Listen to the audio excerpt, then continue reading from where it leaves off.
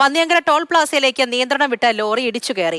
തൃശൂരിൽ നിന്നും പാലക്കാട് ഭാഗത്തേക്ക് പോയ തമിഴ്നാട് രജിസ്ട്രേഷനിലുള്ള ലോറിയാണ് നിയന്ത്രണം വിട്ട് ടോൾ പ്ലാസയിലെ ഡിവൈഡറിലേക്ക് ഇടിച്ചു കയറിയത്. തലനാഴിഴയ്ക്കാണ് വൻ ദുരന്തം ഒഴിവായത്. അപകടത്തിൽ ആർക്കും പരിക്കില്ല.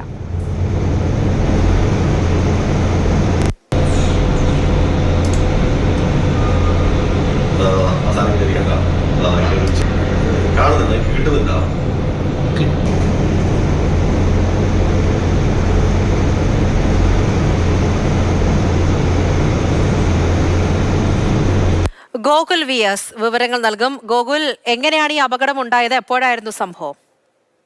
ഇന്ന് വൈകിട്ടാണ് ഈ അപകടം ഉണ്ടായത്. ദേശീയപാതയിൽ പന്നിയങ്കര ടോൾ പ്ലാസയിൽ വെച്ച് ലോറി നിയന്ത്രണം വിട്ട് ഇടിച്ചു കയറുകയായിരുന്നു. ഭാഗ്യം കൊണ്ടാണ് ഒരു വലിയ ദുരന്തം ഒഴിവായത്. അതായത് ഈ തൃശൂർ ഭാഗത്ത് നിന്ന് വരുമ്പോൾ 6ാമത്തെ ട്രാക്കിലായിരുന്നു ലോറി ഉണ്ടായിരുന്നത്.